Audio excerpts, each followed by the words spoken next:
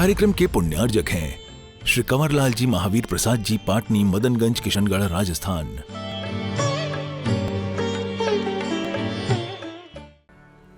भगवान पार्श्वनाथ के पूर्व भवों की इस कथा में वह वज्रनाभि चक्रवर्ती गुरु उपदेश को पिछले 2 दिनों से सुन रहे हैं। जितने बड़े चक्रवर्ती होते हैं उनके लिए गुरु का उपदेश भी उतना ही बड़ा होता है, और उस उपदेश के माध्यम से उनके परिणामों में अति निर्मलता आ रही है। वह चक्रवर्ती होकर के भी जब उन गुरुदेव के चरणों में बैठे हैं तो उन्हें और कुछ स्मरण नहीं हो रहा। जो उनके समक्ष हैं बस उनका स्मरण है, और जो कहा जा रहा है उसका विचार है। इस विचार के माध्यम से उनके अंतरंग में जो निर्मलता आती है वह निर्मलता वचनों के प्रभाव के कारण से आती है, और उन वचनों का प्रभाव गुरु की उस तपस्या के प्रभाव से आता है। और गुरु जब संसार, शरीर और भोगों का वर्णन कर रहे हों तो उस समय पर एक चक्रवर्ती को भी यह विस्मय लगता है कि गुरु मुख से हम संसार की बात क्यों सुन रहे हैं। गुरु मुख से हमें इस संसार शरीर के बारे में क्यों बताया जा रहा है। उसके मन में यह भी विचार आता है कि इन भोगों से गुरु को कोई प्रयोजन नहीं है, तो गुरु इन भोगों की बात क्यों करते हैं। इस संसार से गुरु को कोई प्रयोजन नहीं है, तो गुरु इन संसार की नाना प्रकार की प्रवृत्तियों की और जीवों की अनेक चेष्टाओं की बात क्यों करते हैं। और यह विचार आते आते उससे धीरे धीरे यह महसूस हो रहा है कि जो हमें सुनाया जा रहा है, जो बताया जा रहा है, वह हमारे परिणामों को निर्मल कर रहा है। अगर हम इस समय पर किसी भी तरह का तर्क करते हैं, किसी भी तरह का गुरु के प्रति अन्यथा विचार करते हैं, तो हमारी बुद्धि तो चलती है, लेकिन जो हमें सुनाया जा रहा है उसमें श्रद्धा की कमी आ जाती है। और तुरंत वह चक्रवर्ती ये विचार करता है कि अगर हम अपनी बुद्धि में इस तरह के तर्क वितर्क करेंगे तो हम गुरु के उपदेशों का जो हमें लाभ मिलना चाहिए वो हमें लाभ प्राप्त नहीं होगा। इसलिए वह फिर अपने मन को संभालता है और शांत भाव से गुरु के उपदेशों के श्रवण से जो उसके अंतरंग में परिवर्तन उसे महसूस होता है उसी का वह अनुभव करता है। वह विचार कर रहा है, मुझे संसार के बारे में भी वह सब कुछ बताया गया जो मुझे पता था, शरीर के बारे में भी वही सब कुछ बताया गया जो लगभग मैं जानता था, और यह हर कोई अनुभव भी करता है। अब गुरु हमें भोगों के बारे में क्या बताएंगे, जिन भोगों का हमसे अच्छा अनुभव और किसको होगा। जिन्हें कोई अनुभव नहीं है वह उस विषय में बात करें तो उस विषय के अनुसार हमारे अंतरंग में वह बात उतरे तो वह बात कौन सी होगी, वह इस विचार में बैठा है। क्योंकि वह पिछले 2 दिनों से बहुत शांत भाव से सब कुछ सुन रहा है। संसार का स्वरूप भी उसने सुना, शरीर का स्वरूप भी सुना। अब वह विचार कर रहा है कि भोगों का स्वरूप गुरु क्या बताएंगे, और उन भोगों के बारे में जो अनुभव हमें है वो इनको क्या होगा। जो स्वरूप हम जानते हैं वो स्वरूप इनके मुख से हम सुने, कोशिश करते हैं सुनने की, क्योंकि अगर गुरु सुना रहे हैं तो हम उन्हें रोक तो सकते नहीं। कुछ सुनाएंगे तो कुछ हमारे लिए परिणामों में परिवर्तन का कारण बनेगा, और शायद हमने केवल भोगों को भोगा हो, लेकिन भोगों की यथार्थता का जो अनुभव इन्हें अपने ज्ञान में आया होगा वो शायद हमें भी ना आया हो। ऐसा विचार करके वह गुरु को देख भी रहा है और हाथ भी जोड़े हुए गुरु के चरणों में नतमस्तक भी है। और एक चक्रवर्ती के ऊपर, मात्र एक व्यक्ति के ऊपर गुरु के उपदेश अमृत की ऐसी बरसात हो रही है कि जैसी बरसात पहले कभी जयपुर में नहीं हुई। इस तरह की बरसात में भी वह भीग रहा है, बाहर से भी भीग रहा है, अंतरंग से भी भीग रहा है। और बाहर से तो कई बार भीग जाते हैं, जब अंतरंग से कुछ भीगते हैं तो कुछ बात बनती है। और यह अंतरंग से भीगना ही इस सावन के महीने की सबसे बड़ी सार्थकता है। जहां सावन के महीने में बाहर हरियाली होती है, बाहर नमी होती है, बाहर बरसात होती है, ऐसे ही अंतरंग में भी हमारा मन हरा भरा रहे, हमारा मन प्रसन्न रहे। हमारे अंतरंग में भी इसी तरह के उपदेश अमृतों की बरसात से सभी प्रकार की उपद्रवों की शांति रहे, मन के विकारों की शांति रहे, और वह उस वर्षा के आनंद में हम कुछ समय के लिए अपने मन के अंदर उठने वाले विकारों को भी भूल जाएं। यह सबसे बड़ी सावन की सार्थकता है, और ऐसा सावन आप लोगों के समक्ष है।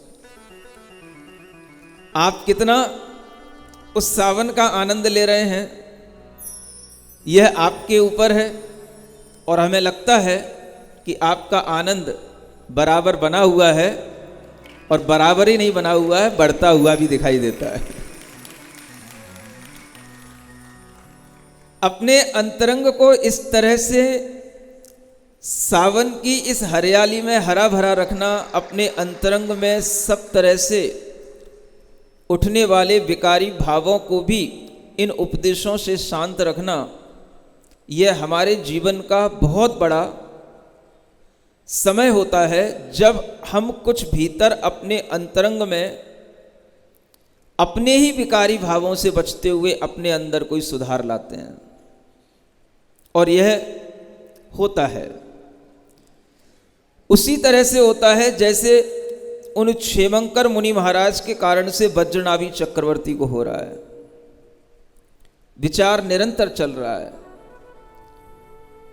आज वह बैठा है भोगों के स्वरूप को सुनने के लिए, और यह भी विचार कर रहा है कि मुझसे बड़ा भोगी इस दुनिया में कोई नहीं है।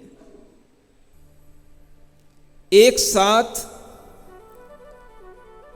96,000 रानियों के साथ भोग करने की क्षमता मात्र चक्रवर्ती के पास होती है, सामान्य आदमी के पास नहीं होती। एक शरीर होते हुए भी वह अपनी विक्रिया से इतने 1000 शरीर बना लेता है, और जब इस तरह की विक्रिया होती है तो शरीर तो अलग अलग बन जाते हैं, लेकिन उन शरीरों में सब में आत्मा वही प्रविष्ट होती है जो आत्मा अपने मूल शरीर में रहती है। आपने कभी विक्रिया के बारे में समझा नहीं होगा। यह एक ऐसा समुद्घात के नाम से कहा जाने वाला प्रक्रिया होती है जिसमें कितने ही शरीर बना लिए जाएं, लेकिन हर शरीर में आत्मा के प्रदेश ही फैल करके रहेंगे। यह आत्मा जो एक शरीर में फैला है, इसके प्रदेशों की, इसके फैलाव की क्षमता अधिक अधिक अधिक अधिक इतनी हो सकती है कि वह 96,000 रूप बनाकर के भी उन सभी शरीरों में आत्मा का संबंध मूल शरीर से बना रहता है। और हर शरीर से होने वाली क्रिया का आनंद एक आत्मा एक शरीर में बैठ करके लेता रहता है, क्योंकि आत्मा के कभी खंड नहीं होते हैं। आत्मा अखंड है, एक है। उसके फैलाव से जो अनेक शरीर बने, उन शरीरों के विभाजन से अनेक अनेक रूप बने, वह अनेक शरीर अनेक अनेक तरह से भोग करेंगे, लेकिन संबंध एक ही आत्मा का है और एक ही आत्मा का यह फैलाव है। आप विचार तो करें, सुना भर होगा आपने चक्रवर्ती के भोगों की संपदा। यह इतना बड़ा सुख वह एक साथ एक क्षण में प्राप्त करता है, और उस भोग के उपरांत उसके मन के अंदर जो भोगों की तृष्णा है वह कम नहीं होती। यह एक ऐसा सुख है जो सुख निरंतर आगे आगे उसी तृष्णा को बढ़ाने के काम में आता है।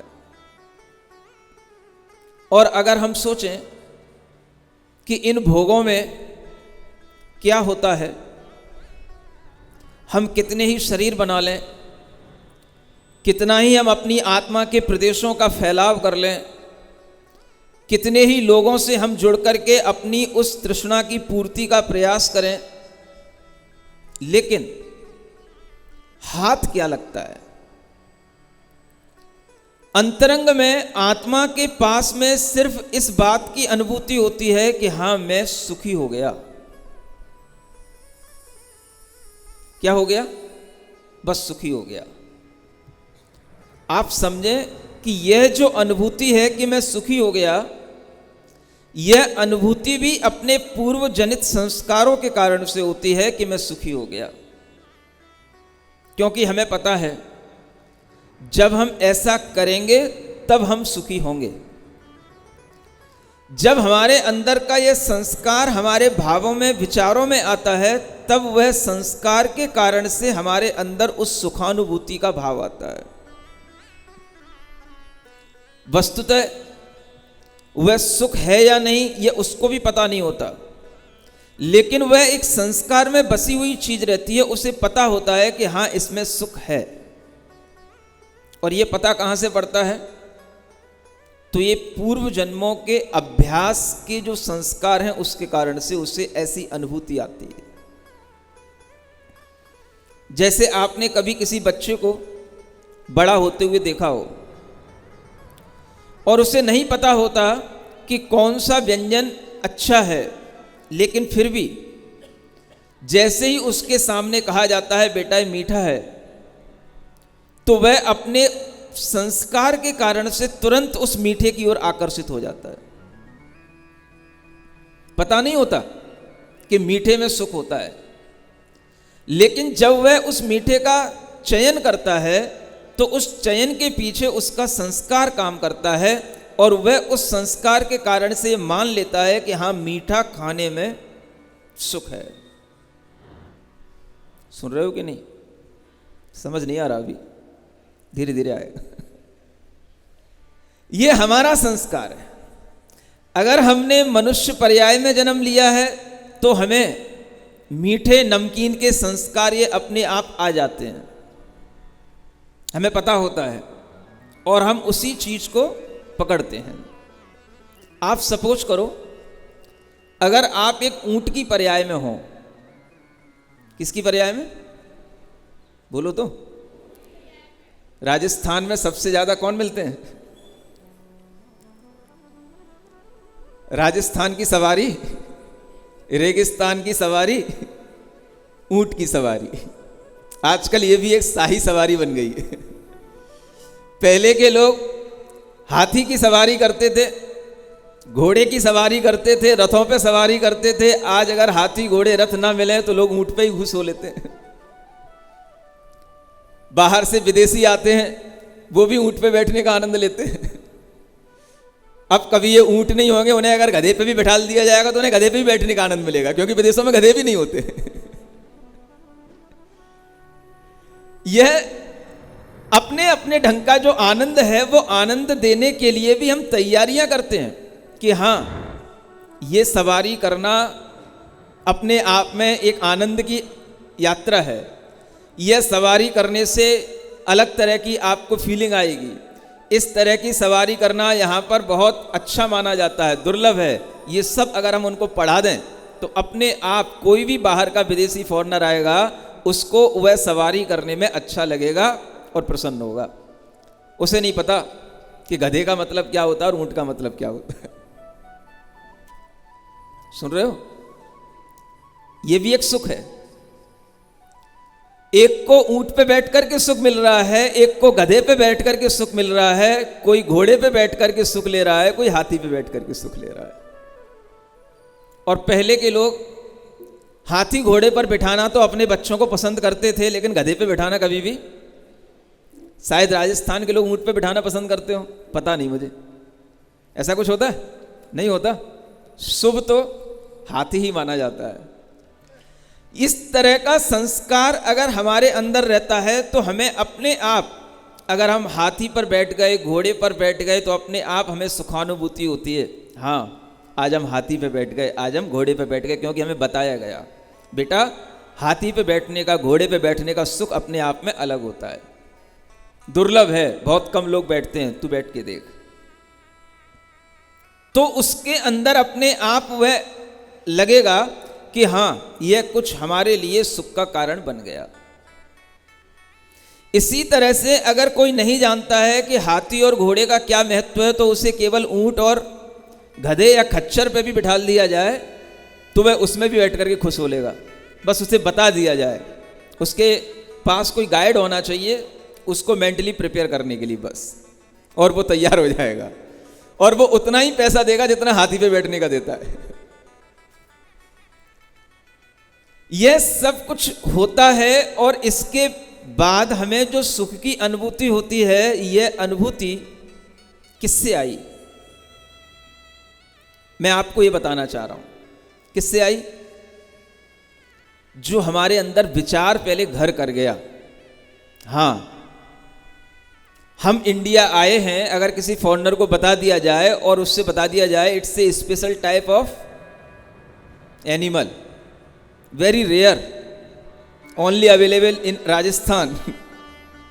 अगर उसको इस तरीके से उसके दिमाग को तैयार कर दिया जाए तो अपने आप उसे वहां उस गधे पर, खच्चर पर या ऊंट पर बैठने में एक अलग तरह का आनंद आएगा। ये आनंद किसका है? ऊंट पे बैठने का कि गधे पे बैठने का कि खच्चर पे बैठने का? बैठने का आनंद है या ये आनंद कोई और चीज है? मैं थोड़ा आपको साइकोलॉजिकल तरीके से थोड़ा सा बता रहा हूं, समझ आ रहा है? साइकोलॉजी पढ़ी ना आपने? नहीं पढ़ी? आपके बच्चे पढ़ते होंगे, थोड़ा उनको समझाना, उनसे पूछना। आप अपने अंदर की साइकोलॉजी देखें, ये साइकोलॉजी कहलाती है।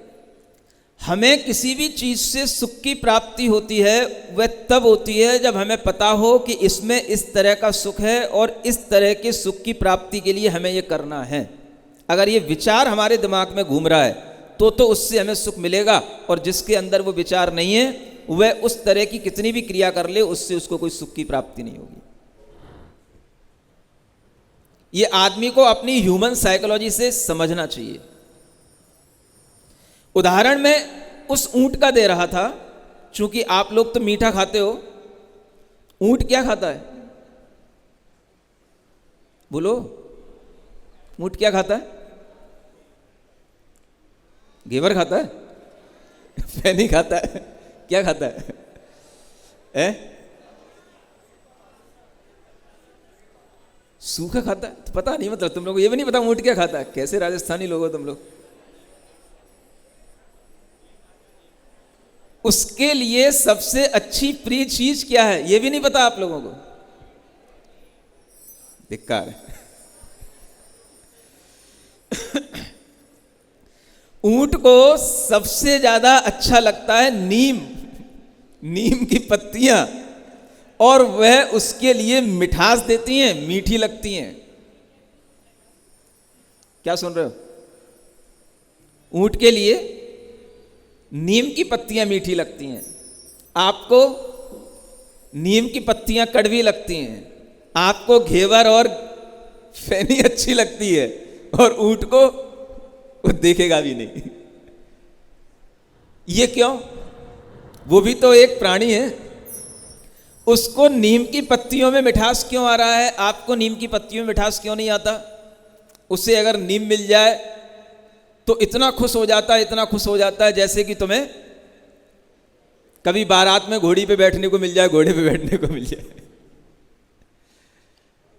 अब अगर उसके लिए नीम अच्छी है तो वह उसके विचारों में और उसकी प्रकृति में वह नीम इसी तरीके से घुली हुई है, और उसके जितने भी वंशज हैं हमेशा नीम से ही खुश होते आए हैं, तो वो भी नीम से ही खुश हो रहा है। समझ आ रहा? यह उस ऊंट की साइकोलॉजी है। इसलिए हर व्यक्ति अपने अपने मनोविचारों के अनुसार जीता है, मनोविज्ञान के अनुसार जीता है, और अगर हमें यह साइंस समझ में आ जाए तो यही सबसे बड़ी साइकोलॉजी साइंस है। इसी के माध्यम से हम ये समझ सकते हैं कि मन सुख किससे पाता है। सुख में क्या मिलता है? सिर्फ यह भाव आना कि मैं सुखी हो गया, बस मैंने जो चाहा था मुझे मिल गया, बस। इसका नाम क्या है? सुख है। प्राप्त कुछ नहीं होता, न शरीर में कुछ लगता, न आत्मा में कुछ लगता, न मन में कुछ पहुंचता कहीं कुछ नहीं है। क्या होता है? सिर्फ इसी का नाम आत्मा का भोग गुण कहा गया है। भोक्तृत्व आत्मा की एक शक्ति है, और यह आत्मा उसी भोक्तापन के कारण से क्या भोगता है? कुछ नहीं भोगता। बाहर के जो पदार्थ होते हैं उनके कारण से वह सिर्फ अपने अंदर यह भोग लेता है कि हाँ मैं सुखी हो गया, ये उसका भोग है, बस। हम कहते जरूर हैं हमने 56 प्रकार के भोगों का आनंद ले लिया। आनंद 56 तरह का नहीं होता, आनंद 56 प्रकार के भोगों का नहीं होता। आनंद तो वही होगा जो आप किसी एक तरह का व्यंजन खाएं या उस तरह के और 100 व्यंजन बना करके अपने सामने रख लें। आनंद वह सिर्फ इस बात का होगा कि हाँ हमने 56 तरह के व्यंजन खा लिए, माने मैंने 56 खा लिए, किसी को 6 भी नहीं मिलते। समझ में आ रहा है? सुख किस बात का? सुख सिर्फ इस साइकोलॉजी का है। मैंने 56 खा लिए, मुझे 56 प्रकार के भोग मिल गए, और किसी के पास में 1 प्रकार के भी नहीं थे, 10 प्रकार के भी नहीं थे, मुझे 56 प्रकार के मिल गए। मिला क्या? खाना तो उतना ही है जितना पेट में जाना है, खाएगा उतना ही जितना उसकी सामर्थ्य है, और खाने के उपरांत जीभ में टेस्ट आएगा तो वही 2-3 प्रकार का टेस्ट होता है, ज़्यादा से ज़्यादा 5 प्रकार का टेस्ट होता है। खट्टा, मीठा, कड़वा, कसायला, चरपरा, इसके अलावा और क्या होता है? व्यंजन कितने ही प्रकार के हों, आइटम कितने ही बन गए हों, डिशेस किसी भी तरीके से बन गई हों, लेकिन उनके स्वाद कितने होंगे? और उस स्वाद के बाद में भीतर क्या अनुभूति होगी? सिर्फ इतनी कि हाँ सुख मिल गया। समझ में आ रहा है? बोला तो करो। थोड़ा मनोविज्ञान पढ़ा रहा हूं आपको आज। यह एक मन का विज्ञान है, यह एक मन की तरंग है, यह मन में उठने वाली एक लहर है, जो लहर ये कहती है ये मिल जाएगा तो मुझे सुख मिल जाएगा, बस। सुख केवल एक भीतर का मन का विचार है, और वह बाहर की किसी भी चीज से प्राप्त हो सकता है। लेकिन हर व्यक्ति अपने आप को किसी एक चीज पर जोड़ लेता है, ये मिल जाए तो मैं सुखी हो जाऊं बस। और मिल गया तो उसे लगता है मैंने अपना गोल अचीव कर लिया, मैंने अपने जीवन में लक्ष्य बनाए थे, मुझे लक्ष्यों की प्राप्ति हो गई। ऐसे लोगों ने अपने अपने अलग अलग लक्ष्य बना रखे हैं, अपने अपने अलग अलग जीवन के उद्देश्य बना रखे हैं, लेकिन उन सबका अंतरंग में भाव क्या है? केवल इतना भाव कि हां सुख मिल रहा है। सुन रहे हो? अब इसका अगर कोई प्रैक्टिकल करना हो तो वो प्रैक्टिकल मैं आपको आने वाले 5 दिनों में करा पाऊंगा, यहां पे प्रैक्टिकल नहीं करा पाऊंगा। लोग पूछ रहे हैं आने वाले 5 दिनों में क्या होगा? कुछ ऐसे ही साइंस के साथ में कुछ ऐसे ही साइंटिफिक प्रैक्टिकल होंगे, करना आपको कुछ नहीं होगा।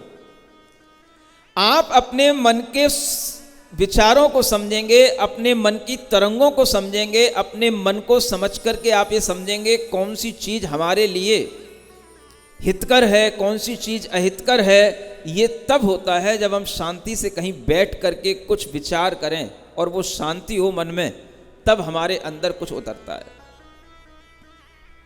लोग कहते हैं महाराज हमें 1 दिन के लिए मिल जाए, हमें 2 दिन के लिए मिल जाए। अब ये जो आपके अंदर का विचार उत्पन्न होगा और आपको कुछ अनुभूतियां होंगी, वो 1 और 2 दिन में नहीं होंगी, क्योंकि 1 और 2 दिन में तो आपका माइंड सेट होगा ही नहीं।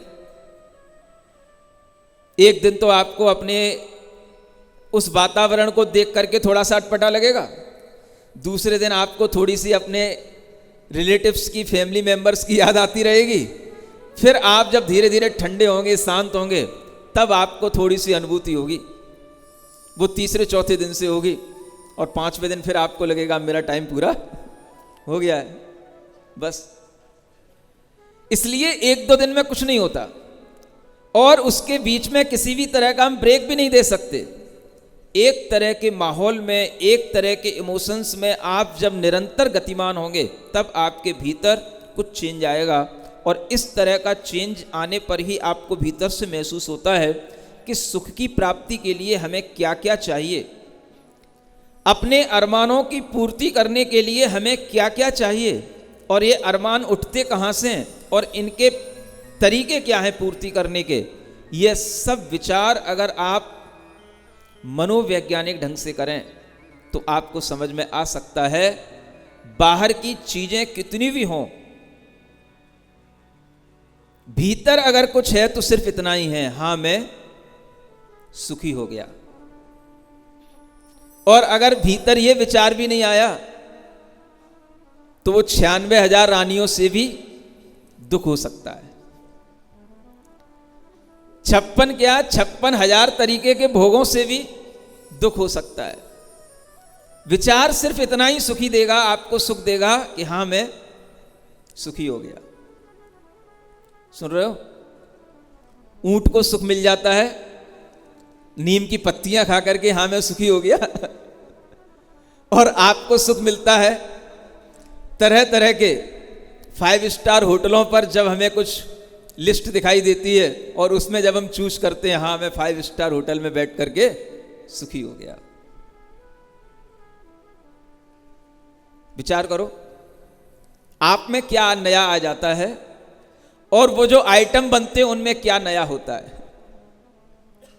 कोई भी आइटम होगा, बनेगा उसी आटे का, ज्यादा से ज्यादा मैदे का, और किसका बनेगा? आटे का होगा तो आटा मैदा से बनता रहेगा, दूध का होगा तो दूध के ही कुछ ना कुछ, चाहे क्रीम निकाल लो, चाहे पनीर बना लो, चाहे कुछ और उसका रूप बना लो, और तरह तरह के उसमें कुछ ना कुछ फ्लेवर मिला लो, मसाले मिला लो। इससे ज्यादा क्या करोगे आप? सुन रहे हो कि नहीं? ये हमारे भोगों की कथा है, भोगों का विस्तार है। अंतरंग में सिर्फ एक ही आत्मा के अंदर ये विचार आता है, आत्मा भोक्ता कहलाता है। किस कारण से?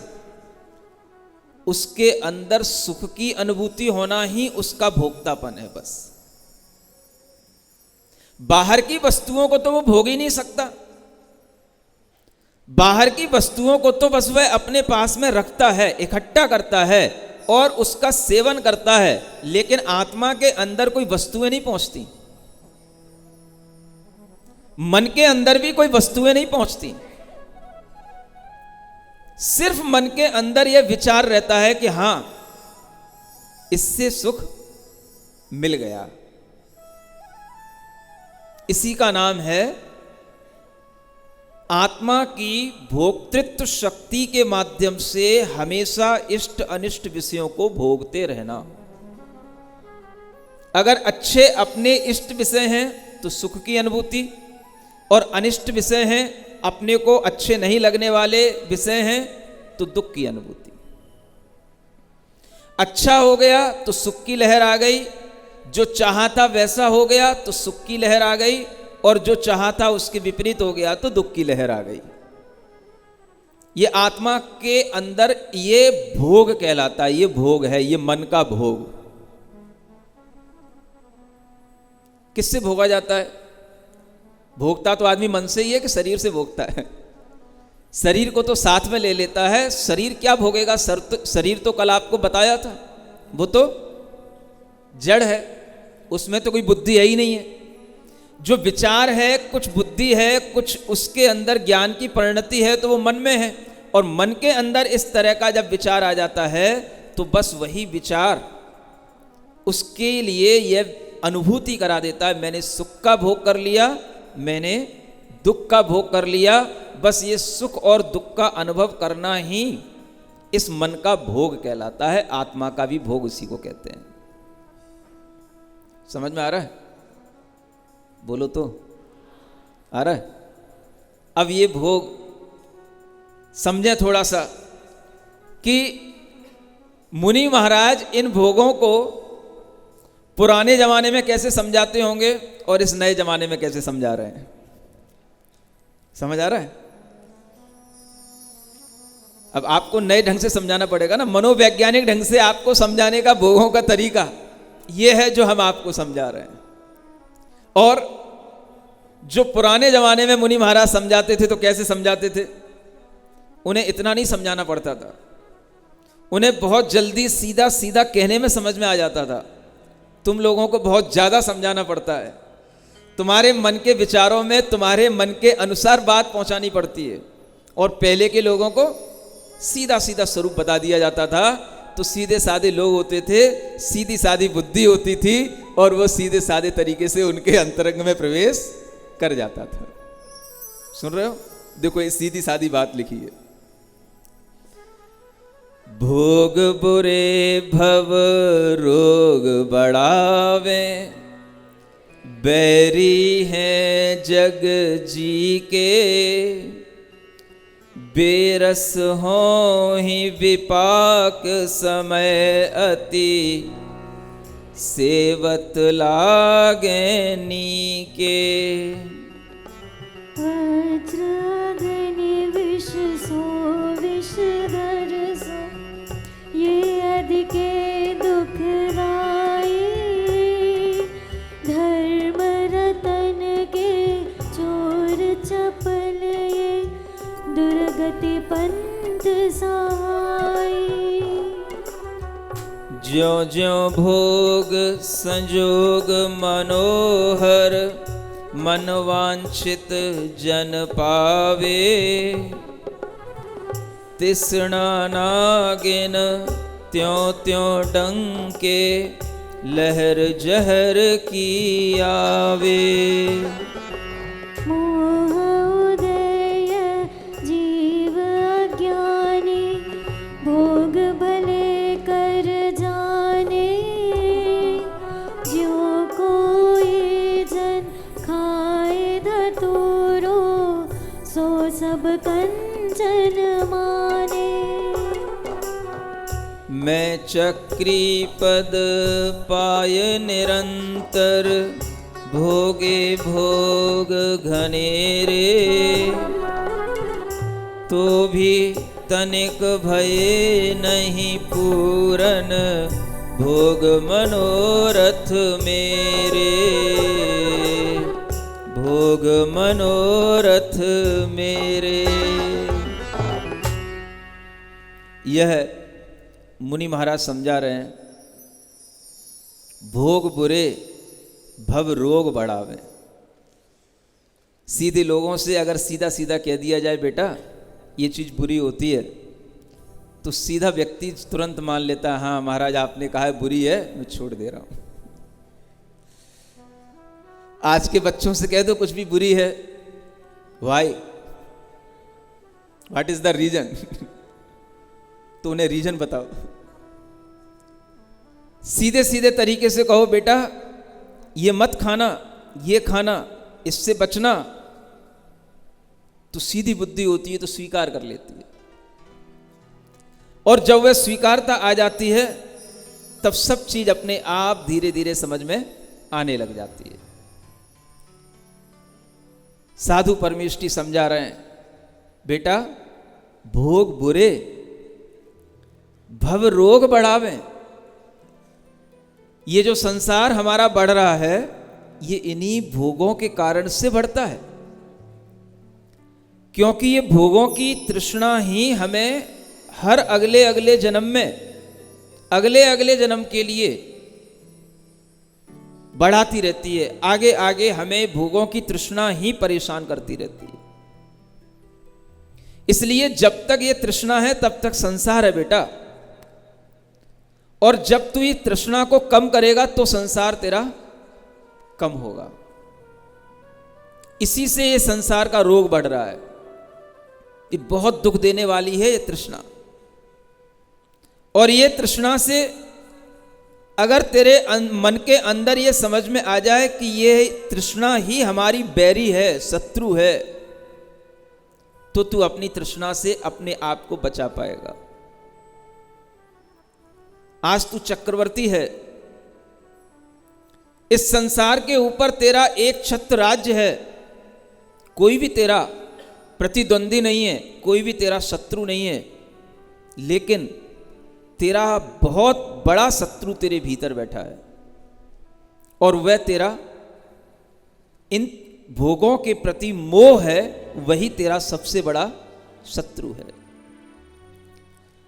अब तू अपने मन के अंदर ये महसूस कर कि तूने इतने वर्षों में इतना सुख भोगा है, हर तरह का, खाने पीने से लेके स्त्री संबंधी सुख के साथ भी अपने अहंकार की पूर्ति करने के लिए इतने बड़े राज्य संपदा का तूने जो सुख भोगा है, इस सुख का अगर तू यह फल देख के क्या मिलेगा, तो अभी अभी तुझे समझ आ सकता है कि अगर इस सुख का कोई विपाक है, इस सुख का कोई फल है, तो वह हमारे लिए सिर्फ पीड़ा है और कुछ नहीं है।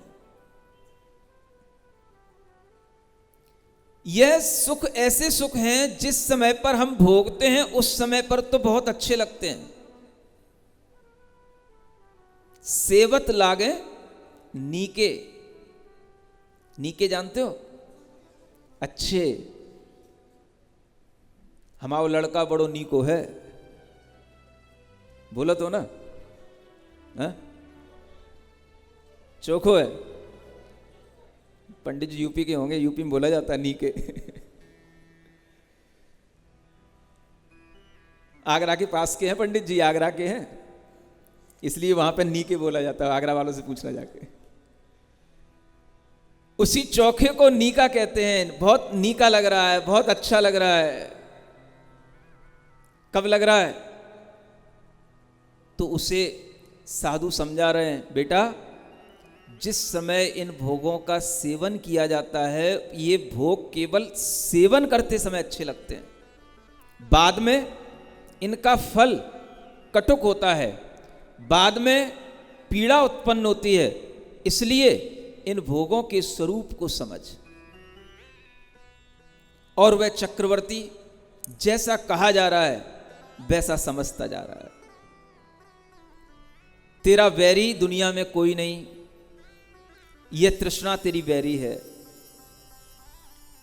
दुनिया में कोई भी अग्नि तुझे जला नहीं सकती, लेकिन यह तृष्णा की अग्नि वज्र अग्नि से भी बढ़कर के है।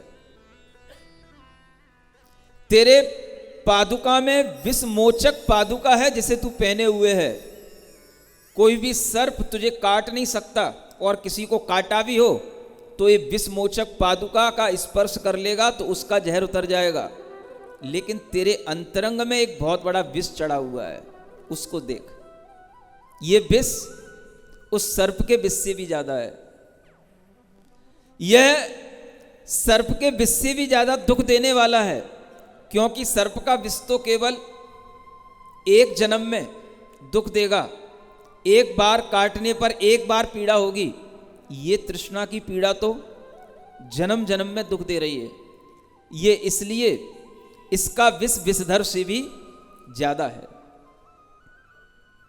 जैसे जैसे तुझे अपने मन माफिक भोगों की प्राप्ति होती जाएगी, जैसे जैसे तू अपने मन के अनुसार अपने मनोरथों की पूर्ति करता चला जाएगा, तू ये मत समझना कि तुझे ये तृष्णा शांति को प्राप्त करा देगी या तेरी ये तृष्णा शांत हो जाएगी, तुझे सुख मिल जाएगा। बल्कि यह समझना कि यह तृष्णा की नागिन तेरे अंदर बार बार डंक मार मार करके तेरे अंतरंग के विष को, जहर को और बढ़ाती चली जाएगी। और जितना ज्यादा तेरे अंदर विष भरेगा तू उतना ही लहराएगा। तुझे आज चक्रवर्ती के पद में सुख नहीं मिल रहा, याद कर जब तू इंद्र बनाता पिछले भाव में तो इससे भी ज्यादा सुख थे तेरे पास, इससे भी ज्यादा तेरे पास भोग थे, इससे भी ज्यादा तेरे पास सुविधाएं थीं, और इससे भी अच्छा तेरा शरीर था जिसे वैक्रियक शरीर कहा जाता है। सुंदर शरीर था, और उसके उपरांत भी वहां पर भी तुझे इसी तरह के भोगों की तृष्णा रही, वहां पर भी शांति नहीं मिली, यहां पर भी मनुष्य पर्याय में शांति नहीं। सारा संसार तेरा होने के बावजूद भी अगर तेरे परिणामों में शांति नहीं आई तो समझ तूने अपनी तृष्णा को घटाया है या बढ़ाया है। और अगर ये बढ़ी हुई तृष्णा अगले जन्म में तेरे साथ जाएगी तो तेरे लिए बहुत दुखदाई हो जाएगी।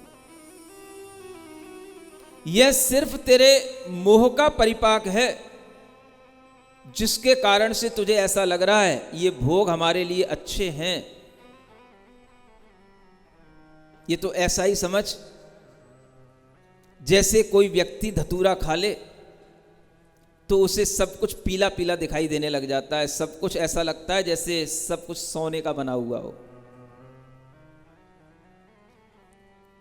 उसी तरह से जब तक ये मोह का नशा तेरे ऊपर चढ़ा हुआ है तब तक तुझे यह चक्रवर्ती के सुख में सुख लग रहा है। और तू अपने अंतरंग में देख कि तुझे इतने वर्षों से इन सुखों की प्राप्ति करते हुए आज कौन से सुख की तुझे अनुभूति हो रही है, कौन सा सुख तुझे शांति दे रहा है।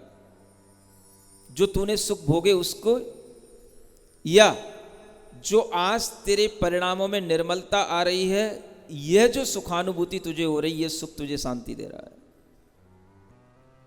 तब वह चक्रवर्ती विचार करने लग जाता है, मैं चक्री पद पाए निरंतर, भोगे भोग घनेरे, तो भी तनिक भय नहीं पूरन, भोग मनोरथ मेरे। मेरे मनोरथ, मेरे मन की इच्छाएं तब भी पूर्ण नहीं हो पाई, और अब मुझे ये दिखाई देता है कि मेरे सामने जो कुछ भी यह साम्राज्य है, ये सब साम्राज्य मेरे लिए अभी तक तो मुझे अच्छा लग रहा था जब तक ये मोह का नशा चढ़ा था।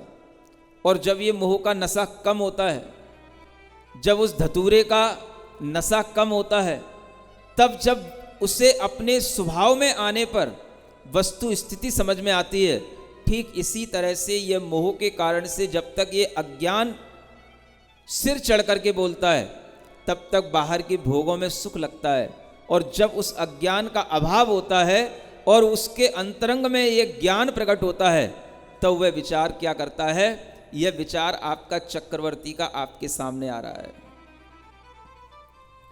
राज समाज महाअघ कारण, वैर बढ़ावन हारा, वेश्यासम लक्ष्मी अति चंचल, या को कौन पत्यारा। मोह महार पुवैर बेचारा, जग जी संकट डाले। घर कारागृह वनिता बेड़ी, परिजन जन रखवाले। सम्यक दर्शन ज्ञान चरण तप, ये जीय के हितकारी। ये ही सार असार और सब, यह चक्री चितधारी। छोड़े चौदह रतन नवोनिधि, अरु छोड़े संग साथी। कोड़ी 18 घोड़े छोड़े, 84 लख हाथी। इत्यादिक संपत्ति बहु तेरी, जीरण तिण ज्यों त्यागी।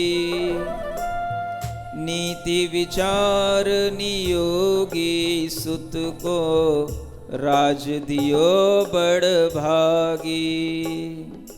होय निसल्य अनेक नृपति संग, भूषण वसन उतारे।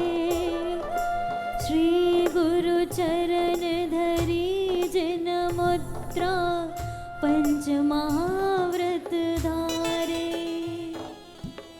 धन्य समझ सुबुद्धि जगोत्तम, धन्य धीरज धारी। ऐसी संपत्ति छोर बसे बन, तिन पद ढोक हमारी। तिन पद ढोक हमारी। क्या समझ में आ गया चक्रवर्ती को? अब उसे अपना वही राज समाज कैसा लगने लगा? पाप का कारण दिखने लगा। इसके कारण से मुझे कितने पाप करने पड़ रहे हैं, और इन सब का मैं स्वामी हूं, तो इन सब के पाप का बंध मैं कर रहा हूं। और आज तो ये मेरे अधिकार में है, लेकिन जैसे ही थोड़ी मेरी सामर्थ्य कम हो, या किसी कारणवश ये मेरी दासता को स्वीकार रहे हैं, तो इनके अहंकार को जब चोट लगी है, तो ये भीतर ही भीतर हो सकता है ये बैर बढ़ा रहे हों। और कई ऐसा भी सोचते हों कि कब ये राजा हमारे सामने से हटे और हम राजा बन जाएं। ये बैर बढ़ाने वाला ये साम्राज्य है। लक्ष्मी का तो कहना ही क्या, आज इस घर की है तो कल उस घर की है, उसका कोई एक ठिकाना है ही नहीं। मोह ही यह मेरा महाशत्रु है, और जब ये मोह ही शत्रु समझ में आने लगता है, तब घर कारागृह लगने लग जाता है। वही घर जेल लगने लग जाती है, बंदी घर लगने लग जाता है। और जो स्त्री है वह पांव में पड़ी हुई बेड़ी की तरह समझ में आने लग जाती है। और जितने भी परिजन हैं ये सब हमें उसी बंदी गृह में रखना चाहते हैं, इसलिए रखवाली कर रहे हैं। बेटा सोच मत लेना कुछ और। महाराज के पास जाता तो है, तब जाया कर जब महाराज मौन रहा करें, रात में 8:30 बजे।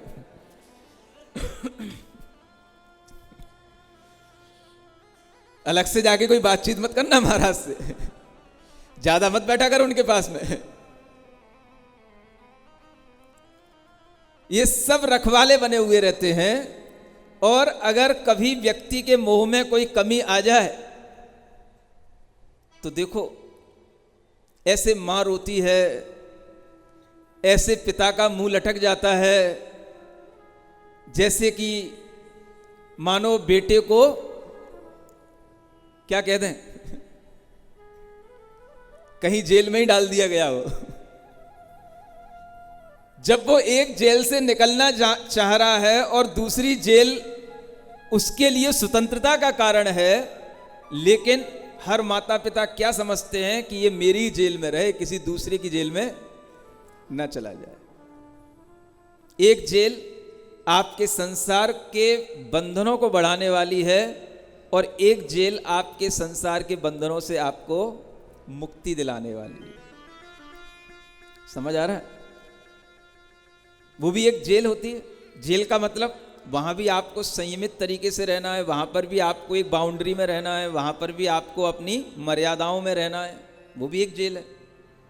लेकिन जब माता पिता जिन्होंने बच्चे को पाला पोसा होता है, वह जब इस तरह से महसूस करते हैं तो वह नहीं चाहते, वो यही चाहते हैं कि मेरा बेटा मेरी बेटी मेरे ही पास रहे। ये सब रखवाले बन जाते हैं किसके?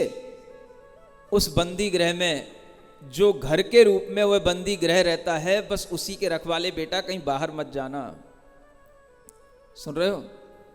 लेकिन समय जब आता है तो कोई किसी को रोक नहीं पाता है।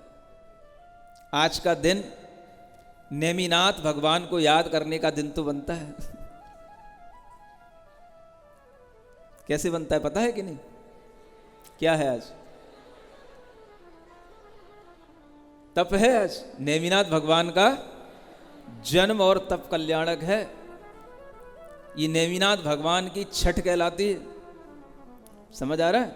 अलग छठा हुआ दिन है, जिस दिन भगवान कहीं जा रहे थे और कहीं पहुंच गए। कहाँ जा रहे थे?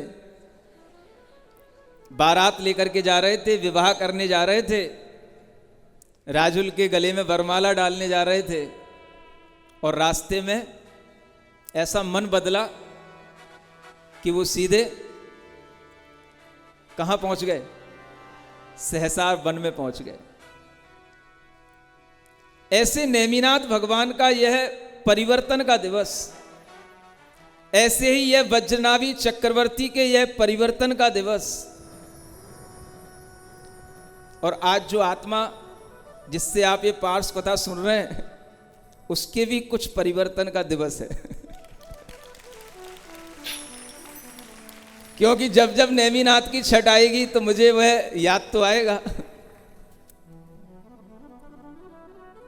आचार्य गुरुदेव के द्वारा सबसे पहले अगर कोई दीक्षा होती है तो कौन सी होती है? ब्रह्मचारी अवस्था तो कोई दीक्षा नहीं होती, उसमें तो फिर भी गुंजाइश रहती है। लेकिन जब हाथ में पिच्छी आ जाए और हर तरीके से गृह त्याग हो जाए, तब वह दीक्षा कहलाती है। और जब उस दीक्षा की अनुभूति होती है, तब लगता है कि हाँ, यह संसार असार है, और इस संसार में अगर कुछ सार है तो सम्यक दर्शन, सम्यक ज्ञान और सम्यक चारित्र ही सार है। ऐसा सार कहां मिलता है? तो गुरु की सार में बंधने से मिलता है। सार जानते हो? वह गुरु के पास, गुरु के साथ में उनके संस्कारों से बंधने से मिलता है। और इस तरह का सार इसी नेमिनाथ छठ के दिन 97 में नेमावर सिद्ध क्षेत्र पर गुरु के माध्यम से ये सारभूत, क्या मुनि अवस्था नहीं, संसार से हटने की अवस्था मिल गई। पहली दीक्षा क्षुल्लक दीक्षा। समझ आ रहा है? यह नेमिनाथ भगवान का तप का दिन, और ये कितना बड़ा संयोग होता है तीर्थंकरों के जीवन में। अधिकतर देखना आप, जो उनका जन्म का दिन होता है वही उनका तप का दिन बन जाता है। समझ आ रहा है? ऐसा कुछ ऐसे संयोग भी बने, जहां तक याद आता है 9 अगस्त 1994 में घर त्याग किया था और 9 अगस्त को ही वह दीक्षा संपन्न हुई थी।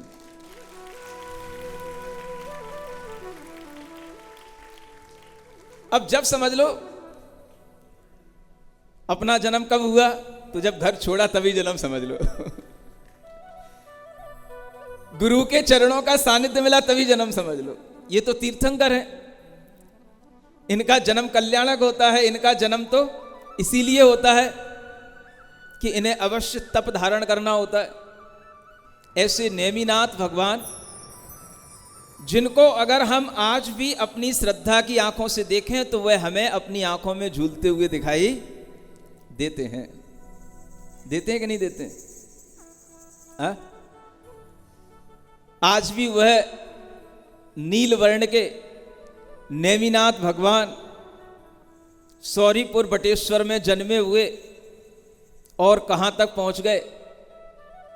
वह उस द्वारिका तक पहुंच गए और वहां तक पहुंच गए, गिरनारी पर्वत के उस वन तक पहुंच गए जहां पर खड़े होकर के उन्होंने तपस्या अंगीकार कर ली। इसी सावन के महीना चल रहा होगा। तारीख और तिथि तो आगे पीछे हो सकती हैं, लेकिन महीना तो यही सावन का है और तिथि तो वही रहेगी, तारीख भले ही आगे पीछे हो जाए। ऐसी यह छठ अपने आप में अनुपम छटा फैलाने वाली छठ है। और कल का दिन एक और अद्भुत दिन है, मुकुट सप्तमी। सप्तमियां तो कई आती हैं, लेकिन ऐसी सप्तमी जो सबसे ज्यादा मुकुट के रूप में सबसे उत्कृष्ट सप्तमी के रूप में मानी जाती है, ऐसी मुकुट सप्तमी पार्श्वनाथ भगवान का निर्वाण दिवस, वह भी आपके सामने आने वाला है। जब बच्चे बच्चे के मन में ये भाव आ जाता है कि कल मैं व्रत करूंगा, उपवास करूंगी। छोटे छोटे बच्चे भी व्रत करते हैं यथाशक्ति। कैसे कर लेते हैं? तो मुझे लगता है यही उनके अंदर इन तीर्थंकरों का संस्कार है, जो उन्हें बिना बताए भी इस तरह के व्रतों करने का भाव उत्पन्न हो जाता है। यही वह पिछले जन्म के संस्कार होते हैं, जो संस्कार हमें अपने आप ऐसे तीर्थंकरों की सप्तमी, मुकुट सप्तमी के माध्यम से तरह तरह के हमें भाव उत्पन्न कराते हैं। और ऐसे समयों पर एक दूसरे को देख कर के भी अगर भाव उत्पन्न हो जाता है तो वह भी महत्वपूर्ण होता है। चलो हमारे अंदर भी कोई बदलाव तो आया, थोड़ा सा एक व्रत हम भी करके देखें। सावन के महीने में न कोई ज़्यादा गर्मी है, न पसीना आ रहा है, चारों तरफ अच्छी ठंडी हवा चल रही है। आपके घरों में तो झूले भी होंगे, झूले भी झूल रहे होंगे। अब नहीं झूलते झूले? हैं? क्या हो गया तुम लोगों को? घरों में जगह नहीं बची क्या? हैं? कि अब वैसी चौखटें नहीं बची, वैसे दरवाजे नहीं बचे जिनमें लटका करके झूले झूले जाते थे? हैं? अरे भाई, थोड़ी तो यादें ताजा बना करके रखो। सावन के महीने में और झूला ना झूला जाए, मतलब ही क्या है? हैं? तो आपके लिए हर तरह के सुख हैं। झूले झूलो, प्रकृति का आनंद लो, हरियाली का आनंद लो। और आपको घर में रह करके अगर ऐसा लगे कि घर में रह करके व्रत नहीं कर पाते हैं, तो आप दिन भर यहाँ भी बिता करके व्रत को आराम से कर सकते हो। आपको पता ही नहीं पड़ेगा कि कब आपका व्रत हो गया। इस कार्यक्रम के पुण्यार्जक थे श्री कंवरलाल जी महावीर प्रसाद जी, पाटनी, मदनगंज, किशनगढ़, राजस्थान।